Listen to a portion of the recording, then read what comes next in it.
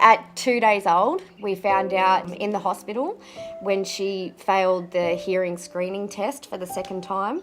So it was confirmed that she had profound hearing loss. I first met Marley in the middle of 2017. She'd had her cochlear implant surgery through SCIC in Canberra, and because they live in Dubbo, which is a 5-hour drive from Canberra, they then came onto teleschool service for her habilitation following her switch on. Teleschool works by having weekly sessions with the family. We would send goals for the family, resources, lesson plans, which would target goals that we want to work on with the child.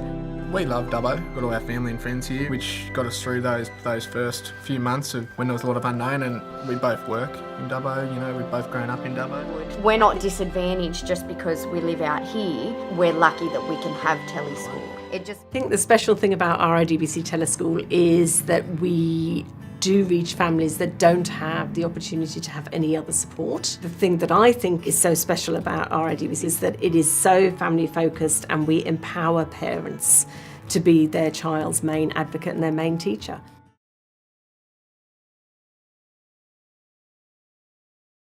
I've never had perfect hearing. I've always had loss of high frequency, and that's always kind of been with me throughout my life. And I was with friends and I just could not follow everything that was happening. So we're just going to pop this on your ear, and then there'll be a little bit of time where you're possibly not really hearing anything. Okay.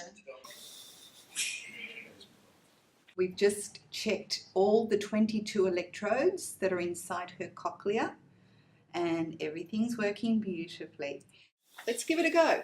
Okay, so I'm turning it on quite softly, but it might just be a little bit of overwhelming, so just tell me to stop if it is.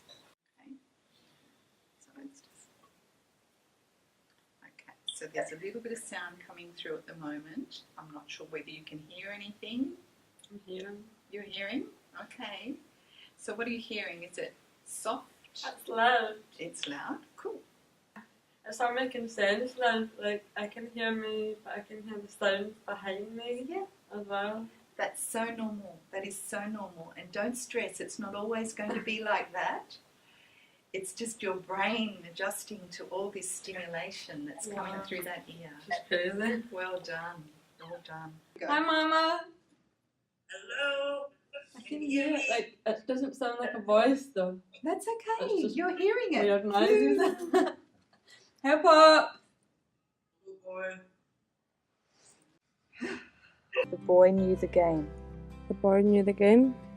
The children dropped the bag. The children dropped the bag. Well, it's been a difficult journey, but I'm learning and I'm progressing every single day, so it's given me my life back massively. That was amazing. You missed one word out of the 50.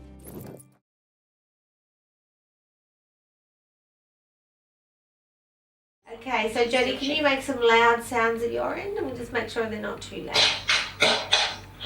That was me. And maybe some clanging on the table. Just bang something on the table. So you can unplug his remote too now. The remote's been updated. Oh, ready? Here you go. Lion. Lion. Oh, that sounds great, mate. Good work. And you got to go with the giraffe. I heard that before earlier, actually. There's a giraffe. Alright, so we are done mapping wise.